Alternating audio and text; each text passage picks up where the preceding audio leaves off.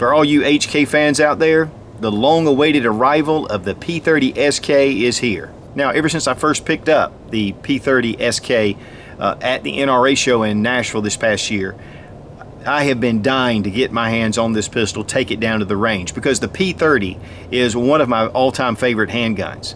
And I'll tell you what, it was not disappointing. Now, I've been a big Glock fan for a number of years, but there's a lot of other guns out on the market that are actually more ergonomic, of higher quality, and have a lot of really cool features. The HK P30 is, to me, one of the pinnacles of that kind of feel for a self-defense firearm. And you know, one of the only big problems that I've had is, even though it's just about the size of a Glock 19, it's just a little bit too heavy to carry on an everyday basis. And so HK has the answer, and we have the HK P30SK.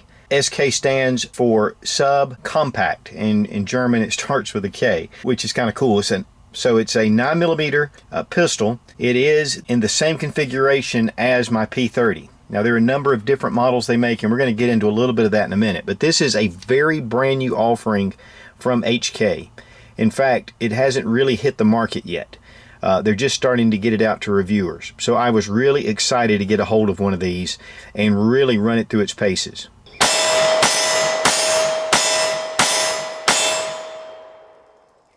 First thing we're going to do is make sure the gun is unloaded, and it is. Here is the 10-round magazine.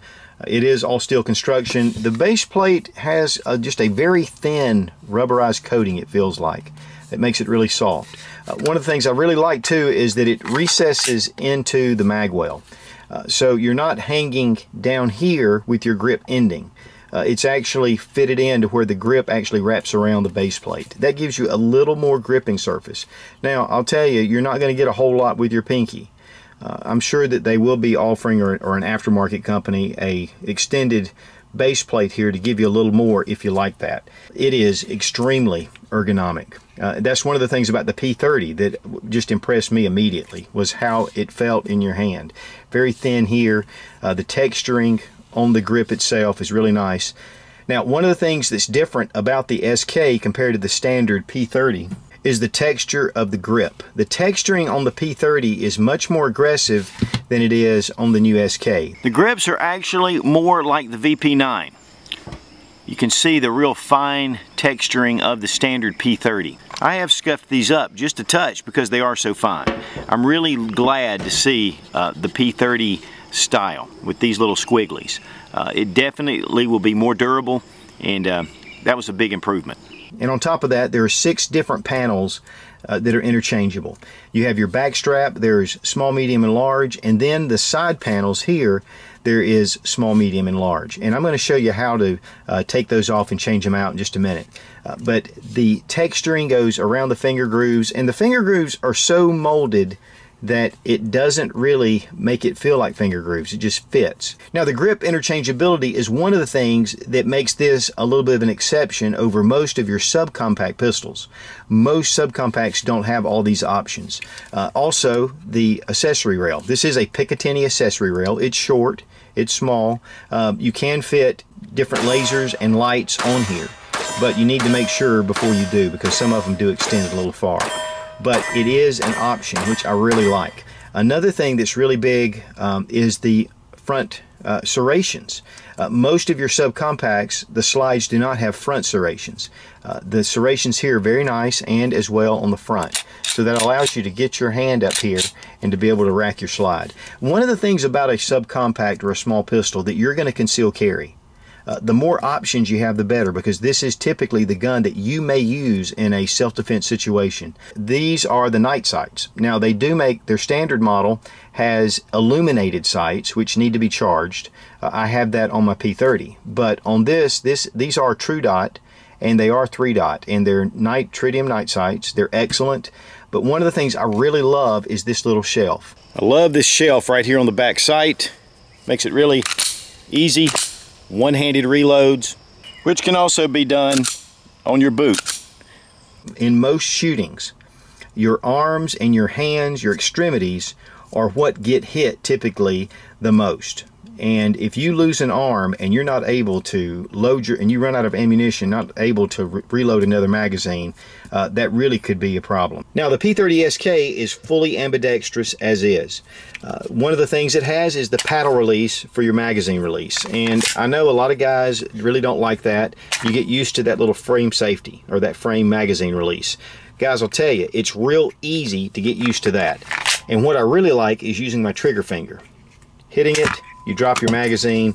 It makes it really nice. You don't have to adjust your grip in any way. So this, and of course you can do it with your strong hand thumb as well. But it's really nice to me, and I've really gotten to where I prefer the paddle design. Also, the slide stop. And if you'll notice here and here, the slide release is ambidextrous on either side. Bring it back. It is extended, and one of the things about that is it's so easy to manipulate right here. Now, one of the problems that I found was when I first started going to the range with this pistol is the slide would not lock back after the last round. After the first couple of times, I realized that I was holding down on this lever. As I'm holding it down, it's really easy to depress that lever. Very easy. So just make sure you keep your thumb off of that lever. You tend to kind of want to rest your thumb right there. So just keep it off, and that'll keep that slide coming back. Kind of had a similar problem with the VP9, holding that down and the slide going forward. I just trained myself and it works. This is the LEM version, which is law enforcement modification. It is a double action only pistol. It also comes in a frame safety, and it also comes in a decocker. But to me, the LEM is the best way to go as far as the best trigger. And one of the reasons why is because of the heavy double action trigger pull you're going to get on most pistols. To demonstrate the LEM trigger, I'm going to show you how this works. I've already safety checked it, and I have to leave it this way to be able to demonstrate. Without the slide being pulled back, it's in double action, and the hammer has to be fully pulled back. So I take my trigger, I pull it. It's a really heavy trigger pull. I mean, it is extremely heavy. One of the things that the LEM does is when you rack the slide, it actually pre-cocks the hammer. And I'm going to show you what I mean. Watch the trigger. Look how easy that is to manipulate. It makes it really slick. So I'm bringing my trigger back. There's some resistance right about here, and then a really nice little snap. The only way that you're ever going to have that really heavy trigger pull is that if you have a round that has not gone off. So let's say you pull the trigger and you need to fire again or second strike capability, you can do that. And that will be the only time there'll be a round in the chamber where you have that really heavy double action trigger pull. The regular decocker, you're going to have that long double action trigger pull, and then with the frame safety you can carry it cocked and locked. If you're going to purchase a P30 or a P30SK, I just personally would highly recommend the LEM trigger. Definitely get two of the models out and check the LEM next to either the frame or the decocker. Now, as far as other safeties, it does have a hammer drop safety, it has a firing pin safety, and it also has a loaded chamber indicator, and it's right here. Here we're going to take a dummy round, place it in, magazine. You can see a little bit of the red, so let's go ahead and load it in the chamber, and now you can see that it comes out and extends. Here you can feel it is tactile, and of course there's a red indication there. The polymer frame is exceptionally well done. It's very smooth. Of course, that's typical HK.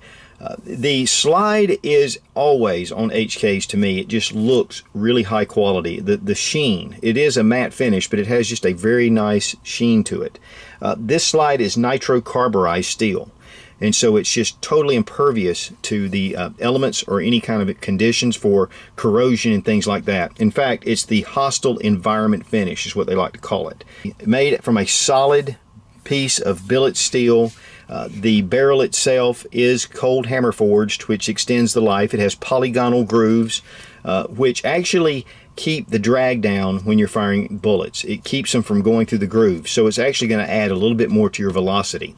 You don't want to use reloads because or especially lead reloads, because it'll build up in the polygonal grooves. They do have a flat dark earth frame that's really nice. The reason why I didn't pick that, and really the only reason, is because on their models with the night sights, they're running 3 magazines instead of 2. And with the night sights, and it was only about $100 difference. So I felt like that was really worth it. I mean, the magazines are fairly expensive, and so in fact about the $50 mark. And then with the sights, I thought that it would be a much better deal like this. So that's one of the reasons why I chose the black. But honestly, it's like one guy said on my Instagram account. He goes, "It looks like a gun Batman would carry." And I have to admit, it does.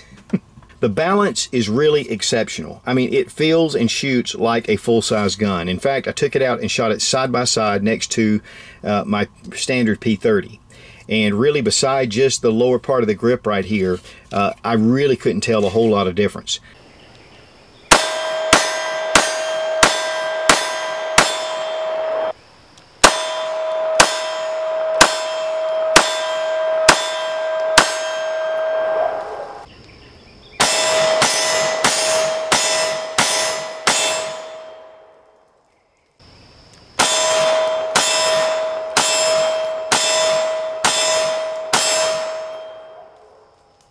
Now, while there's definitely a definite difference shooting the pistol, of course, the lighter weight, the shorter barrel, it's going to give a little more muzzle flip, but really not that much. I mean, it was very close to how the standard P30 felt, which really makes it important, because when you're training and you want to take your P30 out, you know, and you're doing a lot of shooting, you can translate even that into your concealed carry. Now, of course, considering this is a concealed carry piece, your weight is about 24 ounces. The length of the slide is 6.42, just under 6.5 inches. Height is 4.57, or just over 4.5 inches. The width is 1.37 inches, and that's really a lot to do with the slide stops on either side, or slide releases. It is fairly thin here at the front, and really it's pretty thin overall. Even though these levers are here and they're long, they're very close to the frame, so they're not really protruding. So it's a really slim, trim firearm. One thing you will notice is it's a little bit has a little more of a higher bore axis than what I'm typically love, but for some reason I really shoot these guns well. Now, I would be remiss to not compare it to the Glock 26 or 27 here, the Sub Compact of the Glock. And I'm just going to give you a quick look at it. We'll probably do a full-blown comparison coming up. But here, the slides are really close to the same in length. The width themselves, the Glock probably has a little bit less on the width, only because of the slide releases. And then here you can see it definitely has a higher bore axis. It's going to ride just a little bit higher. The grip is going to be pretty close, and of course you can adjust the grip on the HK. You can't on the Sub Compact Glock. Here we have a little bit more coming down. Let's see if we're going to line it up right here. Just a little bit more coming down, and of course it rises up a little bit on the slide. So it's just a slightly bit larger than your model 26 or 27 Glock, and the smallness is very minimal. So really these are very comparable in size, but I think that the HK, as far as the ergonomics, is superior. As I mentioned before, it is true glow sights, and they are 3-dot, and again you can get just the standard illuminated sights. Again, they run about $100 difference with the night sight model, but then again you get your extra magazine. So really, to me it's well worth it if you like night sights.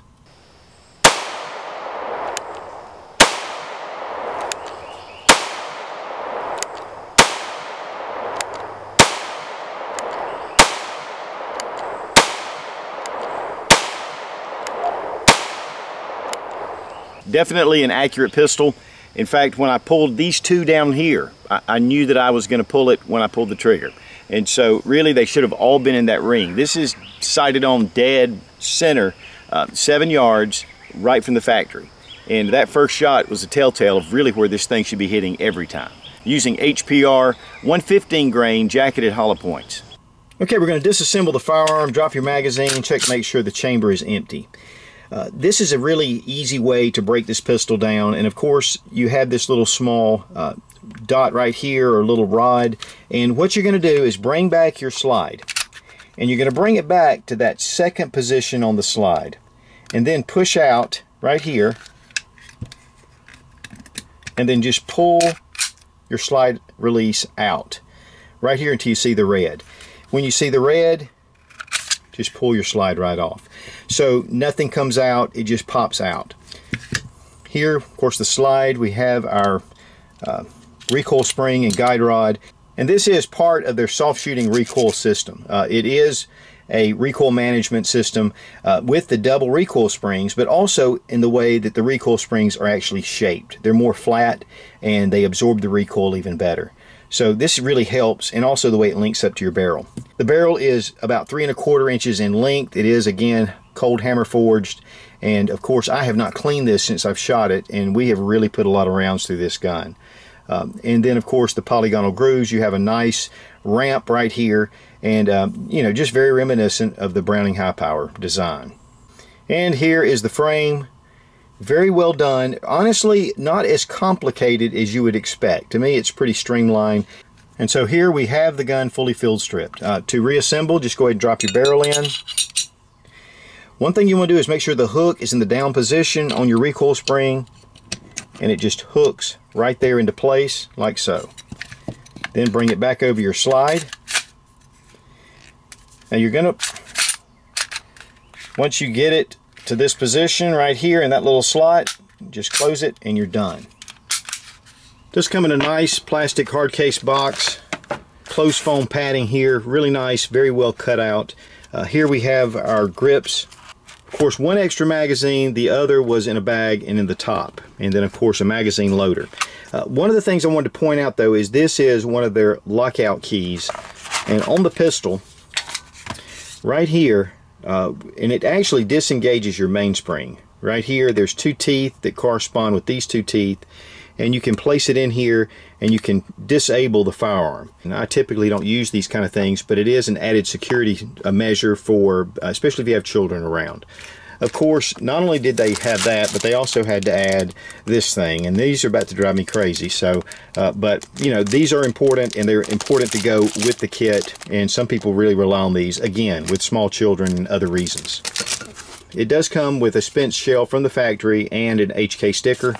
And guys, I'll have to admit, the operator's manual is exceptional, and it goes into all kind of detail. It shows very good diagrams. This is really good. And as I mentioned before, you have 6 different grip options, 3 different back straps, 3 different sets of side grip panels. And I'm going to show you how to install it. Of course, it's fairly simple.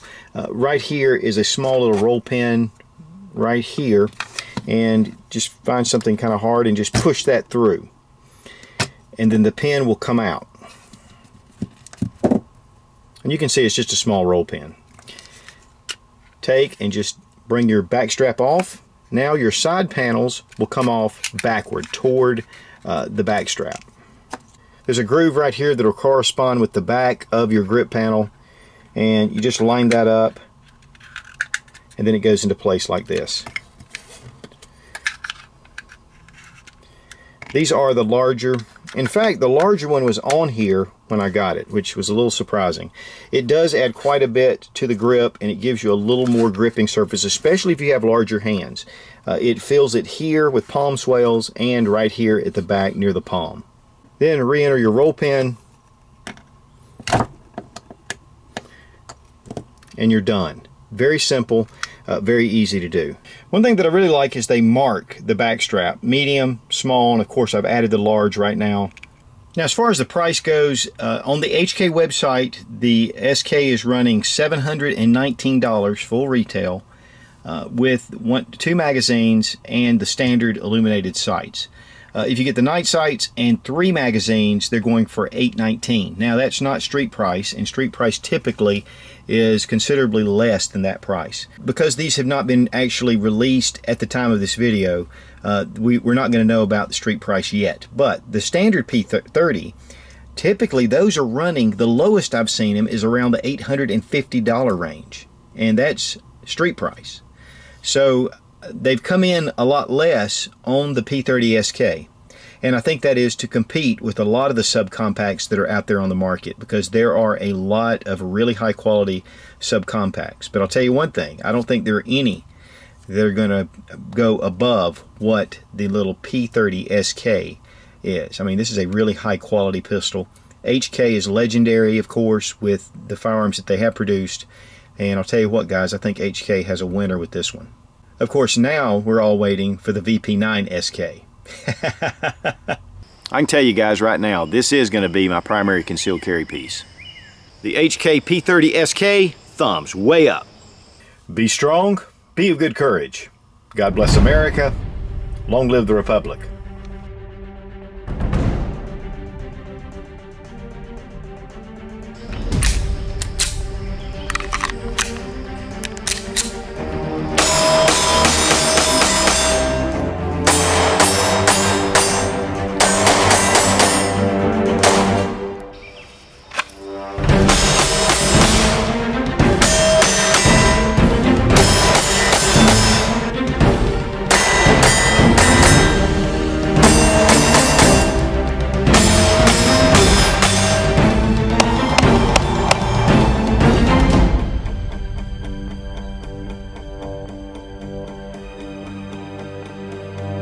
That's pretty unusual. Okay. Now there are a number of things. Okay. Now that's one of the things. Okay. This also is tactile, where you can feel. Yeah, I didn't think I did that. Okay. You got Mama Bear and you got little baby bear. Boy, they sure do have a bite.